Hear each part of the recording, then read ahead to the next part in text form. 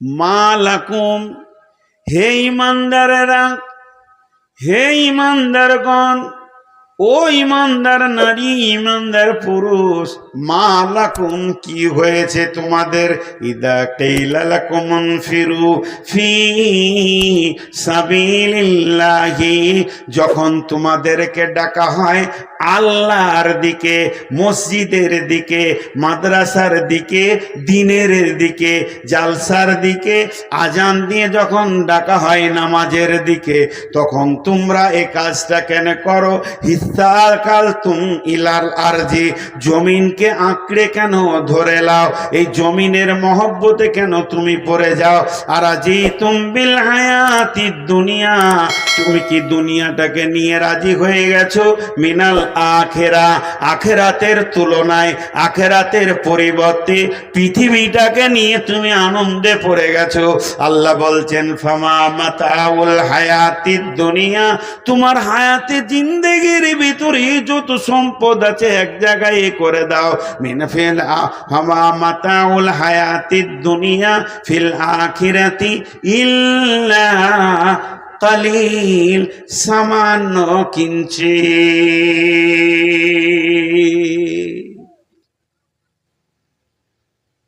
হ্যাঁ, দেহের রোগ, জ্বর হয়েছে, দেহের রোগ, মাথা ব্যথা, দেহের রোগ, অ্যাপেন্ডিসাইডের ব্যথা, দেহের রোগ, আপনার কিনা সুগার হয়েছে, এগুলো দেহের রোগ, এগুলো দেহের রোগ, এগুলো দেহের রোগ। ডাক্তার দেখান, ভালো হয়ে যাবে। আত্মারও রোগ আছে। আত্মার রোগ কি? আত্মাকে জিজ্ঞেস করছে, যেমন আত্মাকে জিজ্ঞেস করছে তোমাকে নামাজ পড়তে ভালো লাগে? লাগে না। রোজা বিরক্ত লাগে। কোরআন শরীফ পড়তে খারাপ লাগে। তাস খেলতে খুব ভালো লাগে। দাঁড়িয়ে দাঁড়িয়ে বোর্ড খেলতে খুব ভালো লাগে। মদ খেতে খুব ভালো লাগে। এগুলো আত্মার রোগ, এগুলো আত্মার রোগ। যত গুনাহ আমরা দুনিয়াতে করছি এগুলো দেহের রোগ নয়, এগুলো আত্মার রোগ, আত্মার রোগ, আত্মার রোগ। আল্লাহ বলছে কি হয়েছে তোদের? তোদেরকে মসজিদের দিকে যখন ডাকছি, জমিনকে আঁকড়ে ধরে লিছিস, 5 মিনিট নামাজে টাইম দিতে পারছিস না, ধৈর্য নাই, কিন্তু দাঁড়িয়ে দাঁড়িয়ে বোর্ড খেলে দিলে 8 ঘন্টা তুই বুঝতে পারলি না কি করে দাঁড়িয়ে থাকলি 8 ঘন্টা। বিকেল 3টাতে শুরু করেছিস, রাত 11টা বাজছে তখনও পর্যন্ত বোর্ড খেলছিস, তোর 11টা বেজেছে, হুঁশ নাই। 2 রকম রোগ আছে, 2 রকম রোগ। ও রোগটা কেমন? ভাইরা একটা প্রশ্ন বুঝেলেন, আজকে জালসা, আজকে জালসা, আর আপনার মৌলানা সাহেব গেছে মোড়ে, এখান থেকে ধরেন 4 কিলোমিটার দূর, একটা 50 কেজি চাউলের বস্তা নিয়ে দাঁড়িয়ে আছে, ভাবছে কি করে নিয়ে যাব, জালসাতে দরকার 50 কেজি চাউলের বস্তা। এই গ্রামের একটা যুবক গিয়ে বলছে, মৌলানা কি বলছেন? বলছে চাউলটা কি করে নিয়ে যাবো গো, টোটো ফোটো পেছি না। ছাড়েন, যান, আমি নিয়ে গেছি, আপনি মোটর সাইকেল নিয়ে চলে যান। এমনি করে ধরলো, এমনি করে তুলে নিল। 4 কিলোমিটারে 50 কেজি বস্তাটা একবারও নামায়নি। দম দম করে মজবুত শরীর, 25-27 বছরের যুবক, যেমন শরীর তেমনি ক্ষমতা। চাউলের বস্তাটা নিয়ে এসে মসজিদের কোণে দুপ করে নামাইলে, এক চান্সে নিয়ে এলো। আর যখনই মসজিদে নামিয়ে দিয়েছে, দেখছে নামাজ শুরু হচ্ছে, আল্লাহ আকবর, আল্লাহ আকবর, আশহাদুল্লাহ ইলাহা ইল্লাল্লাহ, আশহাদু আন্না মুহাম্মাদুর রাসূলুল্লাহ, তকবীর পড়ছে। তো ছেলেটা তখন ঘামটা ছেড়ে দিয়ে চাউলের বস্তার উপরে বসে আছে। কেন? যে আমি চাউলটা মৌলানাকে গছিয়ে দিব, 5-10 মিনিটের নামাজটা হয়ে যাক, আর আমি একটু রেস্ট করে নিই। যেই মৌলানা সালাম ফিরেছে, এমনি করে ডেকে বলে, মৌলানা চাউলের বস্তাটা বুঝেলেন? আপনাদের কাছে আমার একটু প্রশ্ন, আপনাদের কাছে আমার প্রশ্ন, একটু হালকা করে উত্তর দিবেন। ছেলেটা সুস্থ না রোগা? সকলে বলেন, ছেলেটা সুস্থ না রোগা? ভাইয়েরা আমার, 50 কেজি চাউলের বস্তা 4 কিলোমিটার নিয়ে চলে এলো। এই ছেলেটা বড় সুস্থ, ওর ভিতরে দুটো জিনিস আছে, একটা হলো দেহ, একটা আত্মা। ওই ছেলেটা হলো দেহটা সুস্থ, শরীরটা সুস্থ, আত্মাটা বড় রোগা। এত বড় রোগা, গায়ে কেউ নাই। চোখের সামনে 4 রাকাত ফরজ নামাজ হয়ে গেল, কাতারে দাঁড়াতে পারল না। ওর আত্মাটা হচ্ছে দুর্বল। আর আজান শুনে মসজিদের পাশে একটা মুরব্বী, 78 বছর বয়স, লাঠিতে ভর দিয়ে একটা পাকে ছেঁচড়াতে ছেঁচড়াতে এসে উজু করে মসজিদে উবুর হয়ে পড়ে কাঁদছে। তাহলে জানতে হবে এর দেহটা রোগা, দেহটা প্যারালাইসিসে ভুগছে, কিন্তু আত্মাটা বড় মজবুত, আত্মা বড় সুস্থ আছে। অতএব শুনেলেন আল্লাহ তাবারাক ওয়া তাআলা বলছেন, এ আত্মা তোর কি হয়েছে? তোকে পাঠিয়েছি পৃথিবীটা ভ্রমণ করার জন্যে, ওখানে বাস করার জন্যে নয়। তোর সফর শেষ হবে এই জান্নাতে এসে, যেখান থেকে তোর সফর শুরু হয়েছে ওই জায়গায় যতক্ষণ না পৌঁছাবি তোর সফর শেষ হবে না। আর এরই মধ্যে তুই মধ্যখানে দুনিয়া নামে একটা রঙ্গমঞ্চ পেয়ে গেলি রে, আর আল্লাহকে ভুলে গেলি, ব্যবসা বাণিজ্যে এত মেতে গেলি, তোর আত্মাটা এত দুর্বল হয়ে গেল, কিন্তু তোর দেহ আনন্দে ভোগ করতে লাগলো। আল্লাহ তাবারাক ওয়া তাআলা বলছেন, যে দুনিয়াটা নিয়ে তুই পাগল, শুনেলে ফামা মাতাউল হায়াতিদ দুনিয়া ফিল আখিরাতি ইল্লা কালিল।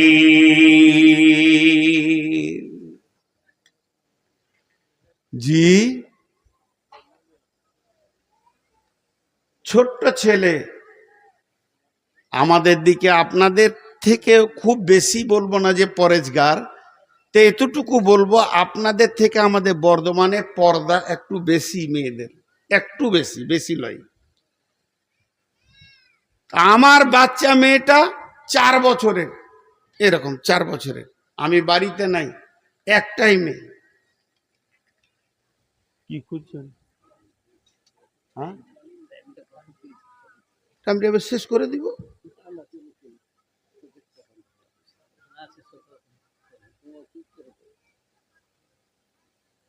4 বছরের বাচ্চা,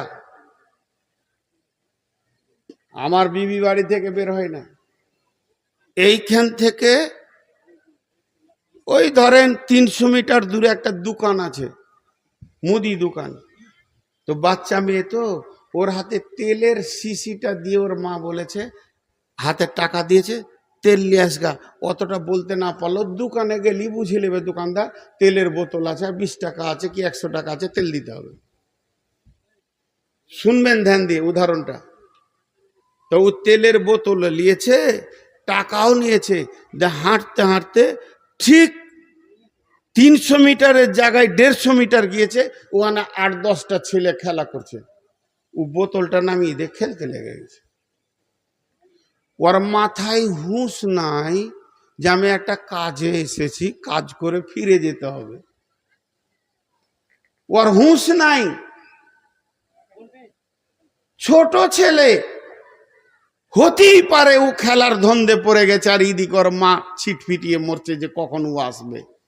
কেউ রাস্তায় দেখে বলছে, ওই তেলের বোতল কারে? বলছে আমার। তোকে তোর মা তেল আনতে পাঠেনি, ধর যা তেল নিয়ে আয়। তখন তেল নিয়ে ফের ঘর আসছে।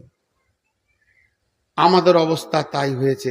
আল্লাহ পাঠিয়েছে দুনিয়াতে ঘুরে ভালো আমল করে বাড়ি চলে আয়, আমরা খেলতে শুরু করেছি কি ভালো 3 তলা বাড়ি, সুন্দর গাড়ি, সুন্দর ঘর, নামাজে খেয়াল নাই, রোজাতে খেয়াল নাই, যে পাঠিয়েছে তার কাজের কিছু খেয়াল নাই। রঙ্গমঞ্চে সবাই হাততালি দিচ্ছে আর কুদাকুদি শুরু করে দিয়েছে। আল্লাহ বলছেন ভুল করবি, তোকে যে কাজে পাঠালাম সেই কাজ তুই করলি না, তোর কাজটা তুই খুঁজে বের কর।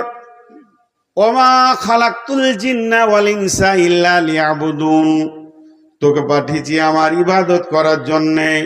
মায়ের পেটের ভিতর দিয়ে দুনিয়া নামে রঙ্গমঞ্চের শহরটাকে পার করে কবর নামে সুরঙ্গর ভিতর দিয়ে কিয়ামতের ময়দান হয়ে তোকে পুলসেরাতে ব্রিজ পার করে জান্নাতে তোকে আসতে হবে।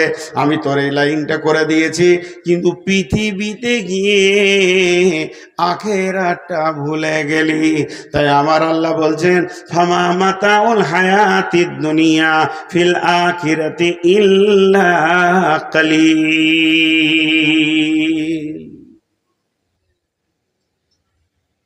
দুনিয়াটা আখেরাতের তুলনায় সামান্য কিঞ্চিত। সামান্যটা কত বড় জি, আপনারা একবার ক্যালকুলেটর নেন। শিক্ষিত মানুষ আপনারা বসে আছেন, আমি একবার হিসাব করেছি, ভুলে গেছি, বুদ্ধি শুদ্ধি কম, আমার মাথায় মনে থাকে না।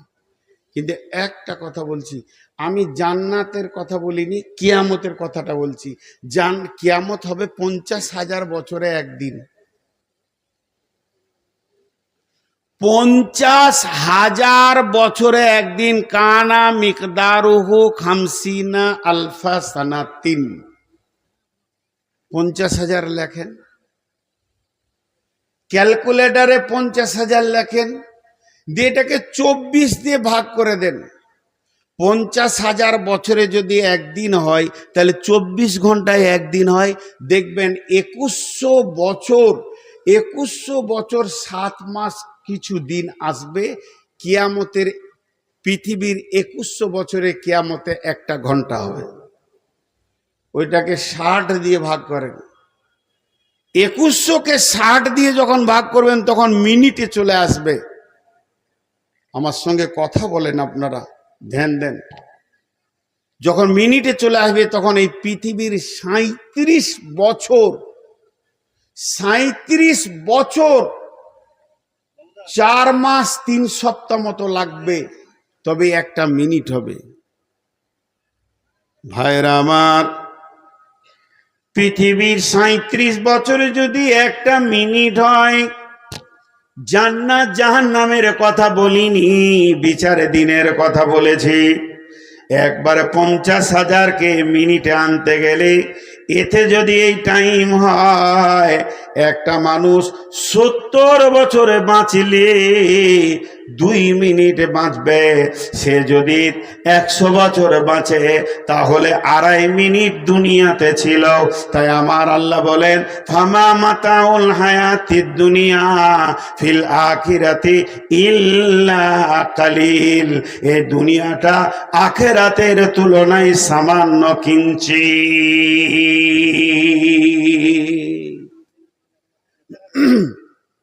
2.5 মিনিট। হাজি ভাই, এখানে যতগুলো ছেলে ভলেন্টিয়ার কাজ করছে, কোনো একটা ভলেন্টিয়ার আমাকে বলছে, মৌলানা আমাকে একটু ছেড়ে দেন তো, আমি আসি। ওকে আমি একটা কাজে লাগিয়ে রেখেছি, বলছে আমাকে ছেড়ে দেন আসি। ওকে যদি আমি বলি, তোমাকে 2.5 মিনিট ছেড়ে দিলাম, যাও এসো, কি করবে? কি করবে, কি করতে পারবে? এই 2.5 মিনিটে কোন কাজটা হবে? পেশাব করাটাও হবে না 2.5 মিনিটে। আর আল্লাহ আমাদেরকে দুনিয়া করতে দিয়েছে ওই 2.5 মিনিট, কিয়ামতের তুলনায়। এবার চলেন আপনাদেরকে জিজ্ঞেস করি, দুনিয়াটা কত বড়, কত লম্বা, কত চওড়া? আল্লাহ দুনিয়ার ব্যাপারে কোনো লম্বা চওড়া ব্যবহার করেনি, একটা শব্দ ব্যবহার করেছে, ইল্লা কালিল। ইল্লা কালিল, কালিল মানে সামান্য কিঞ্চিত। এই সামান্যটা কত? একটা যুক্তি দিয়ে 2.5 মিনিট দেখালাম। এবার দ্বিতীয় যুক্তি। দ্বিতীয় যুক্তি কি? আপনাদের গ্রামে জোহর, আসর, মাগরিব, এশা, ফজর 5 ওয়াক্তের নামাজের আজান হয়। আজান হয় না? আর আপনাদের জানাজার আজান হয়? হয় বলছে হয় না? হয়। জানি না। জানাজার নামাজ পড়ার আগে আজান দেয়। জানাজা কোথা পড়েন আপনারা? ঈদগাহে জানাজার জায়গা আছে? মাশাআল্লাহ। তো জানাজার নামাজ যখন পড়ে তো তার আগে আজান দেয় না? আল্লাহু আকবার, আল্লাহু আকবার দেয় না? কোন জায়গা রে ভাই? দেয়। এবার শুনেন, আজান হয়ে যায়, আমরা খেয়াল রাখিনি। আপনাদের এই মসজিদে মাগরিবের আজান হয়েছে, আজানে মুয়াজ্জিন বলল লা ইলাহা ইল্লাল্লাহ, তখন আপনি বলছেন মৌলানা আমি একটু আসি। আমি বললাম যান, ওই 2.5 মিনিট, কারণ আমি জামাত শুরু করব। তাকবীর পড়ে দিয়েছে মুয়াজ্জিন, আল্লাহু আকবার, জামাত শুরু করলাম, 2.5 মিনিট টাইম দিলাম, আজান হয়। জানাজার আজান আতুর ঘরে আপনার হয়ে গেছে, যেদিন আপনি জন্ম নিয়েছেন আপনার কানে আজান পড়ে গেছে, তাহলে আপনার জীবন শেষ। আজান তখনই হয়ে গেছে, খালি ইমাম আসতে বাকি আছে, জানাজা হয়ে যাবে। ইমাম আসলেই জানাজা হয়ে যাবে। এই আজান আর ইমামের তাকবীরের মধ্যখানে আপনাকে দুনিয়া করতে ছেড়ে দেওয়া হয়েছে। যাও সামান্য দুনিয়া করে এসো, জীবনের আজান শেষ। মার মুয়াজ্জিন তাকবীর পড়ে দিয়েছে, কাতার রেডি হয়ে গেছে, লাশ খালি সামনে এসে যাবে। প্রত্যেকটা মানুষের জন্য একটা করে ইমাম রেডি হয়ে আছে, শুধু ইমাম উজু করতে বাকি আছে। আজান হয়ে গেছে, নামাজে দাঁড়িয়ে যাবে, আর বেশি সময় নাই। এর নাম দুনিয়া। দুনিয়া দুটি কথা বললাম। 3 নম্বর একটা উদাহরণ দিই। जहाँ बिरादार नुमानत बकार दिलंदार जहाँ फारी बंदोबास मकुंता के एबर उम्र के दुनिया पूस के बेसियार काছে চেতু परवरदा कोस चुहांगे रफ्तान कोना जाने पाक চেবার তাকতে মুরদানে চেবার রুয়ে খা। কত উদাহরণ দিব জি। আপনারা আমার সঙ্গে আরেকবার কথা বলবেন, ভালো লাগছে। এখন আপনারা যে 1-2 জন আওয়াজ দিচ্ছেন তো ভালো লাগছে। এই সামনে একটা গাছ, শুনেন আমি তাফসীর থেকে উদাহরণ দিচ্ছি, সূরা তওবা থেকে তাফসীর করছি। এই সামনে একটা গাছ, এই গাছের একটা ডাল, এই ডাল ধরে একজন ঝুলছে। ডাল ধরে ঝুলতে ঝুলতে হাত দুটি অসাড় হয়ে গেছে, আর ওই ডালে উঠার ক্ষমতা নাই। কিন্তু যে জায়গায় ঝুলছে ওর পায়ের নিচে একটা ক্ষুধার্ত বাঘ খালি আও আও করছে। কত ভয়! একটা গাছ, গাছের একটি ডাল, ডালে যে জায়গায় ঝুলছে ওর পায়ের নিচে একটা ক্ষুধার্ত বাঘ খালি হুঙ্কার মারছে। এই লোকটা বারবার তাকিয়ে দেখছে আর বলছে, আল্লাহ যদি হাতটা ছেড়ে বেঁচে যেতাম, পাটা ভাঙতো ভাঙতো, কিন্তু বাঘে আমাকে ফেরে খেয়ে নিবে। হাত ছাড়তে পারছে না। কিন্তু বাঘের থেকে বড় ভয় ইঁদুর। ইঁদুর ছোট মতো 200 থেকে 500 ওজন হবে, ই আবার বাঘের ডবল কাজ করছে। একে আবার বেশি ভয় লাগছে। যে ডালটা ধরেও ঝুলছে ওই ডালে 2টি ইঁদুর কটকট কটকট করে ডালটা কাটছে। 24 ঘন্টা কাটতে রয়েছে। একটা সাদা ইঁদুর, একটা কালো ইঁদুর পালাক্রমে ডালটা কাটছে। এখন আপনাদের কাছে আমার প্রশ্ন, যদি ওই লোকটাকে বলা হয় একবার আনন্দ করে হাসো, হাসতে পারবে কি বলেন? হাসতে পারবে না। কেন? কখন ডালটা কট করে ফেলে দিবে চলে যাব। ভাবলাম এটা গল্প, এটা অন্য কারো কথা না। প্রত্যেকে আমরা ওই অবস্থায় আছি। একবার আমরা ভালো করে টালি করি। আমরা যে গাছের ওপরে চেপে আছি ওই গাছের নাম হচ্ছে আয়ু। গাছের নাম নিম গাছ, আম গাছ, শাল গাছ, বেগুন আপনার কিনা সেগুন গাছ নয়, গাছটার নাম হলো আয়ু। যতগুলো নারী পুরুষ বসে আছি আয়ু নামে গাছে চেপে আছে, আর এই আয়ু নামে গাছের বয়সের ডাল ধরে ঝুলছি। আজরাইল ক্ষুধার্ত বাঘ মাঝে মাঝে হুঙ্কার ছাড়ছে, আর আমার বয়সের ডালটা দুইটা ইঁদুরে কাটছে। একটা ইঁদুরে সাদা ইঁদুর বলতে দিন, আর কালো ইঁদুর বলতে রাত। দিন আর রাত যেন বয়সকে কটকট করে কেটে দিচ্ছে। কোন দিন বয়স শেষ হয়ে যাবে, ডাল থেকে পড়ে যাব, আজরাইল নিয়ে চলে যাবে, এর নাম দুনিয়া। আর কত উদাহরণ দিব। একটা কবিতা শোনাই আপনাদেরকে। আপনাদের সালমারার একটা ছেলে কুয়েতে থাকে, কুয়েতে আছে ও 20-30 বছর, কয়েক কোটি টাকার মালিক হয়ে গেছে, 200-400 কোটি। এত টাকা এলাকায়, অত টাকা কারণ নাই। 20 বছর পর বাড়ি এসেছে, নিয়ত করেছে বিদেশি প্যাটার্নের একটা ঘর বানাবো। আমার ঘর এলাকার লোক ভিড় লাগিয়ে দেখতে আসবে, যে জায়গা খুঁজে বেড়াচ্ছে, কোথা জায়গা, কোথা জায়গা, কোথা জায়গা। জায়গা খুঁজতে খুঁজতে পদ্মা নদী এই বৈশাখ মাসে শুকিয়ে ছোট হয়ে কুলকুল করে বইছে, আর বালুর চরটা দেখেছে, ওইখানে ও ঘর বানাবে। ওই জায়গাটা ওর পছন্দ হয়েছে। ইঞ্জিনিয়ারকে নিয়ে বলছে এইখানে একটা ভালো প্যাটার্নের ঘর বানাও, 200-400 কোটি লাগে, আমি দিব, ভালো ঘর বানাও। ইঞ্জিনিয়ার বলছে দাদা জায়গাটা কেমন কেমন লাগছে, তোর বাপের টাকা, বানা। এবার ও লিভারকে বলছে ফিতে ধর, এইদিকে 500 ফুট, এইদিকে 2000 ফুট, একবারে বাউন্ডারি ঘেরে বাংকার শুদ্ধ তৈরি হবে।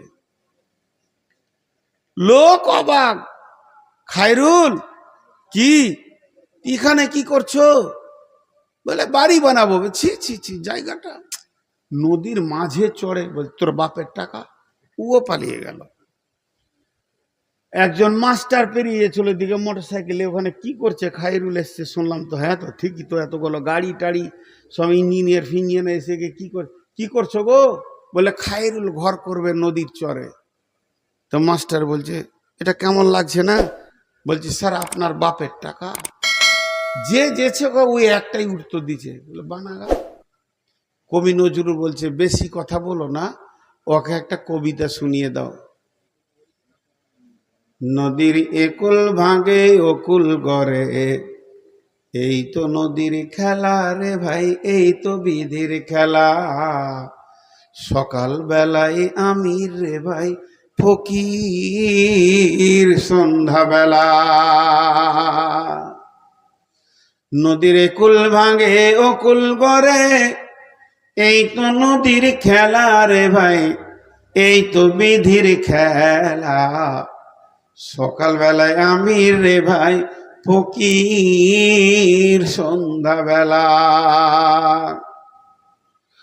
মনরে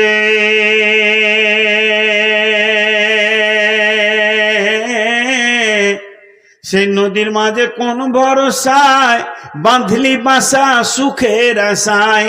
সেই নদীর মাঝে কোন ভরসায় বাঁধলি বাসা সুখের আশায়। যখন ধরলো ভাঙন পেলি না তুই পারে যাবার ভেলা। এই তো নদীর খেলা রে ভাই, এই তো বিধির খেলা। সকাল বেলায় আমির রে ভাই, ফকির সন্ধ্যাবেলা। সেই নদীর মাঝে ঘর বানানো যেমন বোকামি, পৃথিবীর মাঝে অট্টালিকা বানানো তেমনই বোকামি। কারণ একদিকে মাল আসছে, একদিকে যেছে। এই ধন মাল ছিল তোমার বাবার, বলছে আরো চালান, দিয়ে ঘুমাইছে। বলছে আরো চালান, ঘুমাইছে। সব মাল ডুপ্লিকেট, সব কেটে পড়লো। বলছে রাত 12টার পর জলসা করতে হবে। কমিটি যত আছো বাপ, আমার ছেলের বয়সে যারা আছো বাপ বলে বলছি, হাতগুলো ধরে 12টার পর জালসা করিও না, তার জুত থাকে না। মানুষ শোনে কিন্তু মনে রাখতে পারবে না। আমরা পাশের মালটাই ঘুমাইছে আর মনে মনে বলছে ছাড়বি কখন বে, বিছানায় যাবো এবার। হ্যাঁ, এগুলো করতে হয় না। আবার চালান বলছে,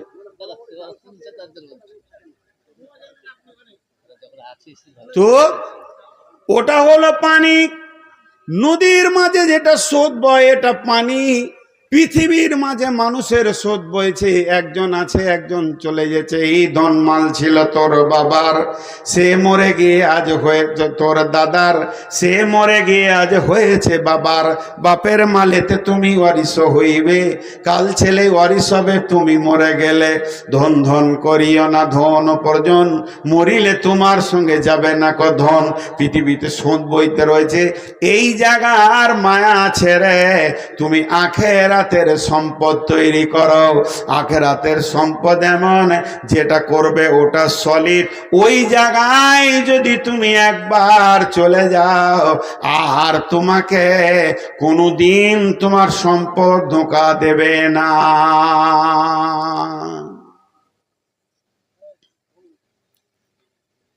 একটা দেশ আছে, ওই দেশে মানুষ মরে না। আরেকবার বলছি, একটা দেশ আছে যে দেশে যদি আপনি ঘর করেন বেশি থাকবেন, মত হবে না। ওই দেশটার নাম নেপাল। ওই দেশটার নাম নেপাল। বিশ্বনবী আলকামা বিন হারিসকে বলছে এমন একটা জায়গা আছে, সেই জায়গায় ঘর বানাও। মান বানা লিল্লাহি মসজিদান বানাল্লাহু লাহু বাইতান ফিল জান্নাহ। জান্নাতে আজরাইলের ভেজাল নাই, জান্নাতে মত নাই, জান্নাতে বুড়িয়ে যাবে না, জান্নাতে ডেট পেরিয়ে যাবে না। এই জায়গাটার মালকে সঞ্চয় করো, দুনিয়াকে তুমি মুসাফির খানা মনে করো। তাই আল্লাহ তাবারাক ওয়া তাআলা বলছেন ফামা মাতাউল হায়াতিদ দুনিয়া ফিল আখিরাতি ইল্লা কালিল। দুনিয়া হলো আখিরাতের তুলনায় সামান্য কিঞ্চিত। এইখানটা কোনো রকম পার করে লাও, এখানটা কোনো রকম পেরিয়ে গেলে হবে। তারপরে মরার পরে একটা জগৎ আসবে, ওই জগৎটা তোমার আসল ঠিকানা হবে। ওখানে যখন একবার তুমি পৌঁছে যাবে, মত আর তোমাকে কোনো দিন ধরবে না, আর সেখানে মত কোনো দিন পৌঁছাবে না।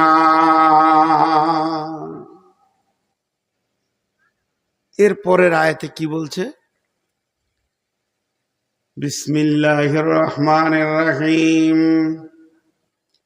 ইল্লা তানফিরু ইউআযিবকুম আযাবান আলীমা ওয়া ইস্তাবদিল কওমান গায়রাকুম ওয়া লা তাজুরুহু শাইয়্যা ওয়াল্লাহু আলা কুল্লি শাইইন কাদির। আল্লাহু আকবার। কত দূর পর্যন্ত এলাম? আলেমে আরওয়া থেকে বের হয়ে মায়ের পেট শেষ করে দুনিয়াতে আছি এখন। এই দুনিয়ার ব্যাপারে আল্লাহ বলছেন তোদেরকে যে কাজ দিয়েছি কাজ যদি না করিস, আমার পকেটে একটা কলম আছে, যতদিন লিখা হবে বুকে থাকবে, আমার বুকের সে সঙ্গী। যেদিন লিখা বন্ধ হয়ে যাবে সেদিন ভেঙে ডাস্টবিনে ফেলে দিব। চশমাটা যতদিন আমার কাজে লাগবে আমার বুকে থাকবে। যেদিন চশমা আমি যে কাজের জন্য করেছি আর কাজে লাগছে না, পাওয়ার কম বেশি হয়ে গেছে, ডাস্টবিনে ছুঁড়ে ফেলে দেওয়ার মায়া লাগবে না। ফোনের যে কাজ আছে, কাজ যতদিন করবে আমার বুকে থাকবে, যেদিন সে কাজ করবে না ছুঁড়ে ফেলে দিব ডাস্টবিনে, আর কোনো কাজে লাগবে না। এটা নিয়ম। আল্লাহ ওইটাই বলছেন, বান্দা ইল্লা তানফিরু, তোমাদেরকে যে কাজে আমি পাঠিয়েছি যদি সেই কাজে না আসো, যদি তোমরা সেই কাজকে পেছনে ফিরে চলে যাও, আজান দিয়েও যদি তোমাদেরকে পাওয়া না যায়, রমজানের ময়দানে পাওয়া না যায়, হজে যদি না পাওয়া যায়, 5 ওয়াক্ত আজান দিয়ে ডেকে পেছি না, যে কাজের জন্য পাঠালাম সে কাজ তোমাদের দ্বারা হচ্ছে না, তাহলে আমি কি করব? ইউআযযিবুকুম আযাবান আলীমা, তোমাদের উপরে পৃথিবীতে বেঁচে থাকা অবস্থায় আযাব দিব। সহি হাদিসের ভিতরে আছে ওই আযাবটা জাহান্নামের আগুন নয়।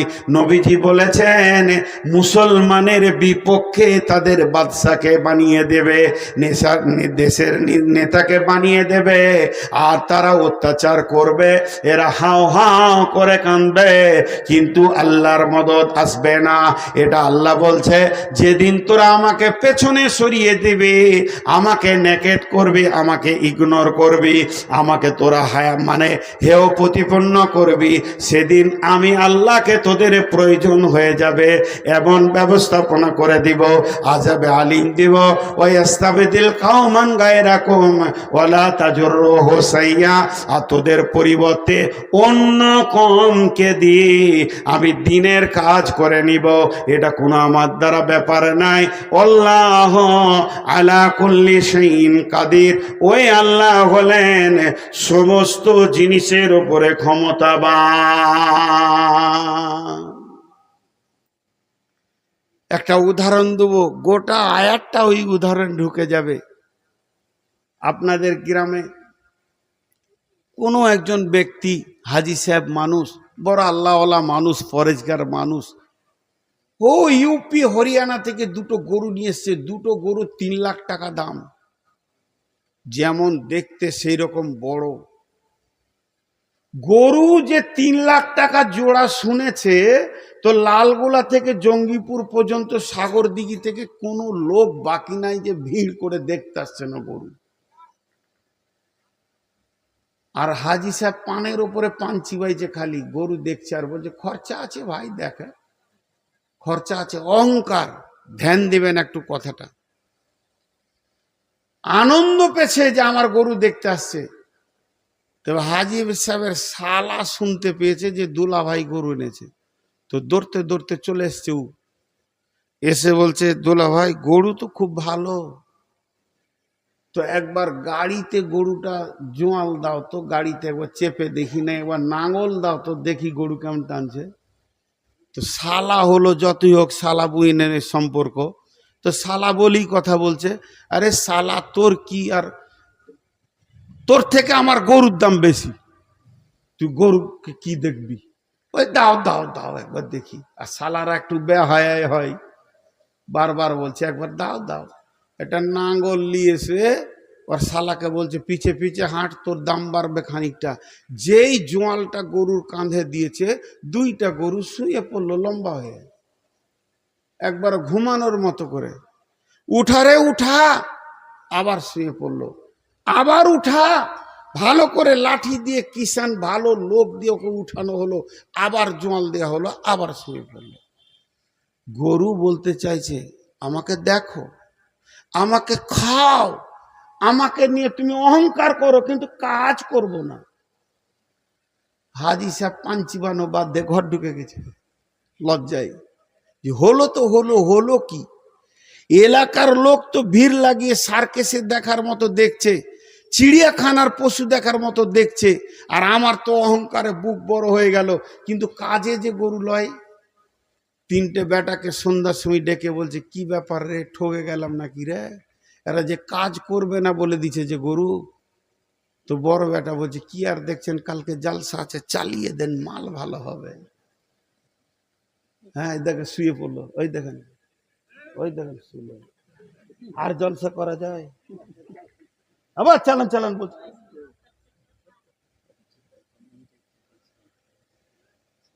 কি আর দেখবেন বাবজি। তো গরু শুয়ে পড়লো, তো হাজি সাহেব কি করেছে, ঘর ঢুকে গেছে, ওর পান চিবানো বন্ধ। বাইরে থেকে শালা ডাকছে, দোলা ভাই এসো। বলছে আমার শরীর মাথা ব্যথা করছে রে, আরো বাইরে বের হলো না। কি বললো, চালিয়ে দাও। ফজরের আগে দুইটাকে পিস বানিয়ে দিল টুকরো টুকরো, আর গাঁয়ের লোককে বলে দিল 300 টাকা কেজি, খাবি তালিয়ে যা। মাল বেচতে বেচতে বেচতে বেচতে টাকা উঠে গেল। ওই দুটা গরু ভ্যানিশ হয়ে গেল, পৃথিবী তো আর চিহ্ন নাই। কিন্তু এবার হাজি সাহেব চিন্তা করলে, আমার 150 বিঘে জমি চাষের জন্য এত দামি গরু নিয়েছিলাম, তা ওই দুটো গরু যে চলে গেল, ওদেরকে পিস করে বেচে দিল, তা বলে কি চাষটা ছেড়ে দেবে? আপনারা বলেন না, অন্য গরু নিয়ে চাষ করবে, ট্রাক্টর নিয়ে চাষ করবে, যাই হোক চাষ বাদ যাবে না। আল্লাহ বলছেন, হে মুসলমান, তোদের প্রথম নাম দিলাম মুসলমান, সাম্মাকুম মুসলিমিন, তারপরে তোদের নাম দিলাম উম্মাত, কুমতুম খায়রা উম্মাতিন, এগুলো কোরআনের নাম। তাহলে তোদেরকে এত দাম বাড়ালাম, আমি বিশ্বকে বলে দিলাম মুসলমান হলো দামি জিনিস, এরা হলো উত্তম উম্মত, সের নবীর উম্মত বানালাম, সব দিকে তোদেরকে দামি করলাম। আমার কালাম পাক, আমার মসজিদকে আবাদ করার জন্যে, এই জমিগুলো চাষ করার জন্যে। কিন্তু আজান হলেই তোরা শুয়ে পড়ছিস, তোরা বলে দিচ্ছিস আল্লাহ দেখবে, দেখো, খাওয়াবে খাওয়াও, কিন্তু নামাজ পড়ব না, সাজদা করব না। আল্লাহ বলছে আমিও কষায় রেডি করেছি, তোদেরকে কেটে কেটে পিস বানাবে আর ভ্যানিশ করে করে নদীতে ফেলবে। তা বলে আমার জমিনের আবাদ বাদ যাবে না, ফেরেশতাতে জিনে আবাদ করবে। তোদেরকে নিয়ে চেয়েছিলাম এইগুলোকে আবাদ করব, তোরা ছাড়বি অন্য জাতিকে দিয়ে আমি আমার দিনের জায়গাগুলোকে আবাদ করে নিব। ওয়ালা তাজুররুহু শাইয়া, এটা আমার কাছে কোনো ব্যাপারই নাই। আমি আল্লাহ, আল্লাহু আলা কুল্লি শাইইন কাদির, আমি সমস্ত জিনিসের ওপরে ক্ষমতাবান। আমি তোদের অপেক্ষা করে মসজিদ ফেলে লাগবো না, মাদ্রাসা ফেলে লাগবো না, অন্য জাতিকে দিয়ে এগুলো কাজে লাগিয়ে দেব। আল্লাহ কত সুন্দর করে বলে দিলেন, শোন, পৃথিবীতে কাজে পাঠিয়েছি, কাজ করবি তা কর, না করবি তা রাস্তা দেখ। জি, আল্লাহ তাবারাক ওয়া তাআলা বলছেন, খুলিকু আম গায়রি শাইইন, আল্লাহ বলছেন আম হুমুল খালিকুন, আম খুলিকু গায়রি শাইইন আম হুমুল খালিকুন। তোরা কি ভেবেছিস বল, তোরা কি ভেবেছিস বল। এটা আমি আল্লাহর কথা বলছি বলে তুই করে বলছি। আল্লাহ বলছেন তোরা কি ভেবেছিস বল, এমনি এমনি তোরা হয়ে গেছিস।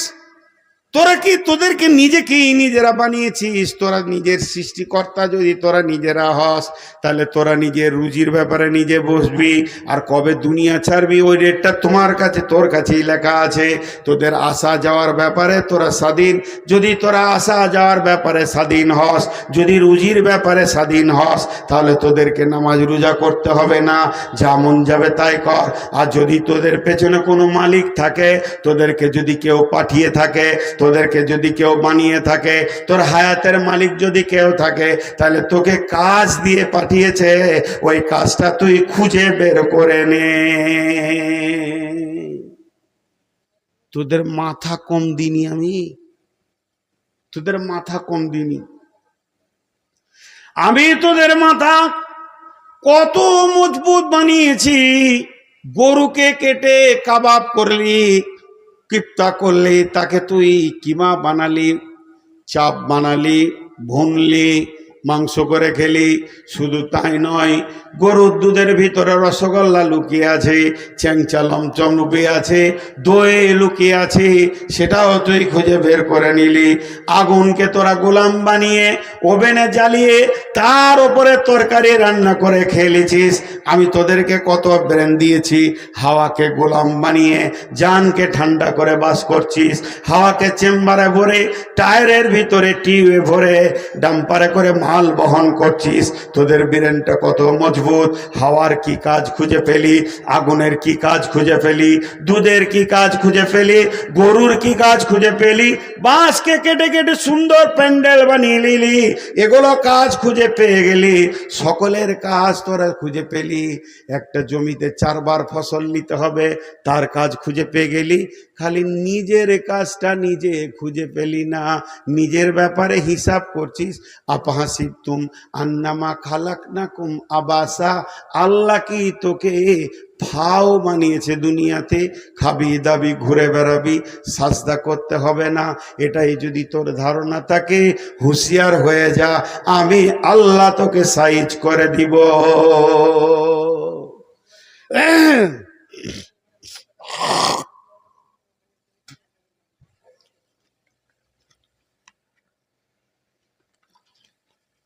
এবার কি বলছে আল্লাহ? একটা মজার কথা বলছে, ইল্লা তানফিরু ইল্লা তানসুরু ইউআযিবকুম আযাবান আলীমা ওয়া ইস্তাবদিল কওমান গায়রাকুম ওয়া লা তাজরুহু শাইয়্যা আল্লাহু আলা কুল্লি শাইইন কাদির। এই আয়াত পর্যন্ত হলো।